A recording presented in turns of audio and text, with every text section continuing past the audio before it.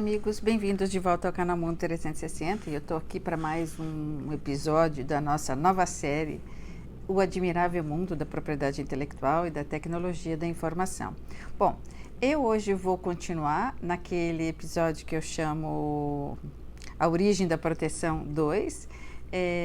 Vamos lembrar que no episódio anterior eu comecei contando por que direito da propriedade intelectual é uma disciplina autônoma dentro da ciência jurídica, né, que se comunica com tantas outras, especialmente com o direito internacional.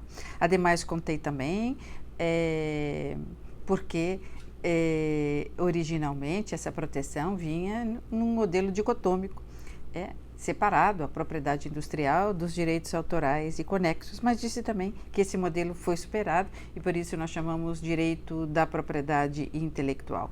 E por serem o campo, comporem os direitos intangíveis, o campo mais internacionalizado dos direitos das pessoas, nós devemos dizer corretamente o direito internacional da propriedade intelectual ou o sistema internacional de proteção da propriedade intelectual, pois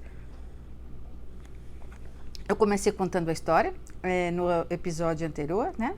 É momento no qual eu dividi a história da proteção dos direitos intelectuais em 3 fases, né? Do direito romano até a Idade Média, conto o que acontece na Idade Média e depois vou da Idade Média até a Revolução Francesa e depois da Revolução Francesa até os dias de hoje, mas nós chegamos nos dias de hoje ainda. Hoje eu vou continuar de onde nós paramos. Vamos lembrar que no episódio anterior, e eu acho muito importante contar essa parte histórica da proteção, porque ela vai fazer com que vocês entendam todos os princípios e fundamentos da proteção dos direitos intelectuais hoje. Então, eu não posso me furtar de contar essa história para vocês. Então, no episódio anterior, eu parei justamente quando eu disse que no rol dos direitos individuais, rol esse resultado do trabalho da Revolução Francesa, no rol desses direitos foram incluídos como direitos fundamentais da pessoa, os direitos do inventor e os direitos do autor. E logo na sequência eu contei que depois dos direitos do autor e do inventor terem sido elencados no rol dos direitos da Revolução Francesa, declarados pela Revolução Francesa, a França então elaborou 2 diplomas legais internos, né, que um dedicado aos direitos autorais e um outro dedicado um pouco depois aos direitos sobre as marcas e as patentes. E os Estados Unidos, contei do outro lado do oceano, em 1990, prepara o seu primeiro diploma legal mais específico sobre direito patentário com Patent Law Act. E assim, no modelo francês de legislar para os autores e os inventores e seguindo também essa inspiração americana de uma lei específica sobre a patente, um mundo a partir de 1789, 1790, 1791 também passam a elaborar as suas próprias leis. Contudo, vocês vão lembrar que eu chamei atenção no episódio anterior, nesse vídeo anterior, para o fato de que os autores e os inventores, claro, ficaram muito satisfeitos com a proteção advinda a partir da Revolução Francesa, tanto na França como em alguns países do mundo. Contudo, os autores e inventores chamaram atenção para o fato de que os direitos intangíveis, os direitos intelectuais, eles têm uma natureza diferente, né? Eles têm uma característica diferente, que é o fato deles poderem passar de uma fronteira para outra sem as dificuldades de um bem móvel ou imóvel. Então, são direitos que se localizam no espaço e também no tempo de forma diferenciada. E por essa característica e essa natureza dos direitos intangíveis, era preciso uma proteção que viesse, como diziam os autores e os inventores, do palco da humanidade como um todo, ou seja, que viesse do direito internacional, porque não bastava a a Itália proteger, a França proteger, os Estados Unidos protegerem, se outros países não o fizessem, né? Ainda lembram que eu citei o exemplo de Voltaire, né? Os italianos, então, copiavam as obras de Voltaire, assim como os franceses também copiavam dos italianos, dos ingleses e assim por diante, mas eu ainda dei o exemplo de, imaginem Voltaire, que não tinha o controle sobre a sua obra, e ele via publicado na Itália, em vários pontos da Itália, sem que ele tivesse sido consultado e sem que ele tivesse sequer autorizado a tradução ou a edição, e ele nada podia fazer, porque evidentemente é muito fácil você passar com um escrito de uma fronteira para outra. Imagine hoje que as fronteiras são facilmente ultrapassadas via tecnologia. Então, autores e inventores foram bater a porta do direito internacional, pedindo ao direito internacional que elaborasse um documento que obrigasse a todos os países do mundo a legislar de uma mesma forma, garantindo direitos aos autores e os inventores, mas não só garantindo, mas também dando efetividade, ou seja, prevendo mecanismos processuais por meio dos quais autores e inventores pudessem buscar os seus direitos se fossem violados, ou impedir até mesmo a reprodução de uma obra que eles não tivessem de acordo. Então, vamos lembrar que nós estamos aí depois da Revolução Francesa, 1791, ou seja, vamos pensar no direito internacional do século XVIII, né? Que direito internacional era esse, em 1790, que vai dizer para os autores assim, autores e inventores, o direito internacional não tem instrumentos para chegar diretamente no indivíduo e regular o direito do indivíduo diretamente. Quem conversa com o direito internacional são os Estados soberanos, né? Então, são os Estados soberanos que falam com o direito internacional responde ao Estado soberano e o Estado soberano legisla para o indivíduo. Nós não podemos ir diretamente ao indivíduo como vocês querem, não podemos fazer uma convenção, um tratado, regulando direitos diretamente para vocês, autores e inventores. E, por outro lado, até o século XVIII, até 1789, 1790, o direito internacional conhecia apenas tratados de caráter militar, tratados diplomáticos, tratados que a gente chamava tratados contratos, e não tratados normativos estabelecendo direitos e obrigações para as pessoas.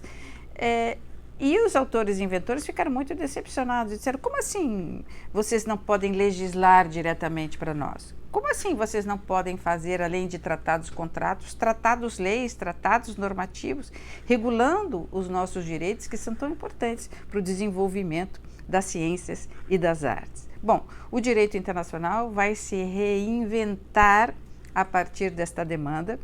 É por isso que existe uma relação muito próxima, muito íntima entre direito internacional e propriedade intelectual, porque foi ao pegar o direito da propriedade intelectual, o direito dos autores e dos inventores, que o direito internacional se reinventou. E a propriedade intelectual passou a ter um sistema internacional de proteção. Então, como se fosse o casamento perfeito, um não vivesse sem o outro. O que o direito internacional vai fazer, então? O direito internacional vai se reinventar, porque ele vai, então, legislar para autores e inventores diretamente. Ele vai legislar por meio do que passamos a conhecer como tratados normativos, tratados com regras, né, com direitos e obrigações diretamente dirigidas ao indivíduo, claro, passando pelo Treaty Making Power, passando pela aprovação e ratificação dos Estados membros, mas legislando sim, não mais por meio apenas de tratados, contratos, mas agora por tratados legislativos, leis, não tratados legislativos, mas tratados leis. Quais são os dois instrumentos jurídicos que, portanto, vão emergir dessa reinvenção do direito internacional no século XVIII? A Convenção da União de Paris e a Convenção da União de Berna. Então, veja, o direito internacional demorou muito tempo para chegar à conclusão de que podia proteger os indivíduos diretamente por meio de um tratado-lei, né? E que poderia fazer isso claro, sempre consultando os Estados-membros, passando pelos Estados-membros, mas fazendo um documento que fosse diretamente aos indivíduos. E isso, então, vai acontecer com a primeira convenção internacional com caráter de lei, com caráter normativo, que é a Convenção da União de Paris para proteção da propriedade industrial, em 1883. Na sequência, vai aparecer a Convenção da União de Berna para a proteção da propriedade literária, artística e científica de 1886. Então vejo que foi um tempo longo, né, de 790, 791 até 1883, 1886. Essas duas convenções, a Convenção de Paris para a proteção da propriedade industrial e a Convenção da União de Berna para a proteção da propriedade literária, artística e científica, inauguram o modelo dicotômico, um instrumento legal internacional para proteger a propriedade industrial e um outro para proteger a propriedade literária, artística e científica, ou seja, os direitos autorais e conexos. Esses são, portanto, meus amigos, os dois documentos mais importantes da história evolutiva do direito internacional, porque são os primeiros tratados normativos, tratados-leis. Então, o direito internacional passou a ter tratados-contratos e tratados-leis. Claro que são tratados que, evidentemente, são negociados pelos Estados soberanos, são depois assinados pelos Estados, representantes dos Estados soberanos, e ratificados internamente em cada um desses países por meio do seu sistema constitucional, do seu sistema jurídico legal de aprovação de tratados. Mais uma vez em vigor, nós temos aí uma proteção que vem do palco da humanidade como um todo. Bom, essas duas convenções, a Convenção da União de Paris e a Convenção da União de Berna, elas, ademais de, como eu disse, representarem instrumentos novos no direito internacional, que são os tratados normativos, legislando diretamente para o indivíduo, ou seja, uma vez aprovados nos países membros, já promulgados e publicados no Diário Oficial, já estão em vigor no dia seguinte, gerando direitos e obrigações para as pessoas, sem necessidade de um instrumento legal ulterior, ou seja, de um outro diploma legal interno, dando vida, dando eficácia, dando vigência àquele documento. Então, ademais esses dois instrumentos, a Convenção da União de Paris e a Convenção da União de Berna, implicarem numa nova figura, de um novo tipo de tratado internacional, essas duas convenções trazem algo de revolucionário para o direito internacional e novo, que é a figura das uniões. Vejam, Convenção da União de Paris para a proteção da propriedade industrial. Convenção da União de Berna para a proteção da propriedade literária, artística e científica. Então vejam, meus amigos, que pela primeira vez nós temos uma convenção que não é uma simples convenção, mas é uma convenção que cria uma união entre os Estados-membros. Então, é mais do que uma convenção, é uma convenção que, ademais de legislar sobre um determinado assunto, ela cria uma união, ela cria uma associação entre os Estados-membros para cumprirem aquilo que está escrito na convenção. E se não cumprirem aquilo que está escrito na convenção, esta união, que tem uma administração, vai chamar a atenção do Estado-membro e tomar as providências cabíveis. Essas uniões, a União de Paris e a União de Berna, vejam, elas são de existência internacional. São prelúdios, são pródromos, como eu sempre digo, das organizações internacionais que só vão aparecer no século XX. Vamos lembrar que as organizações internacionais são fruto do século XX e começam em 1919 com a Sociedade das Nações, a Liga das Nações, aquele compromisso que os Estados fizeram no final da Primeira Guerra Mundial para criar uma associação entre eles, uma organização entre eles, para garantir a paz e a segurança internacionais. Quando se estuda as organizações internacionais, se começa pela Liga das Nações no século XX.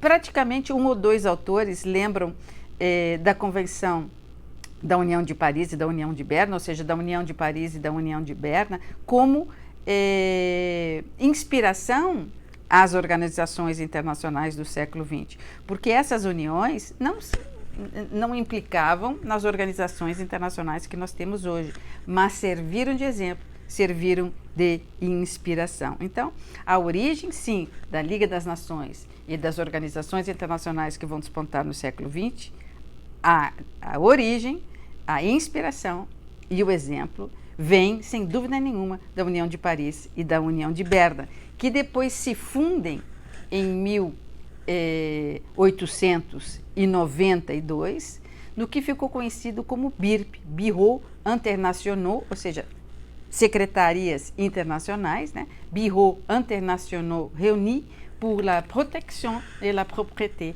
intellectuelle.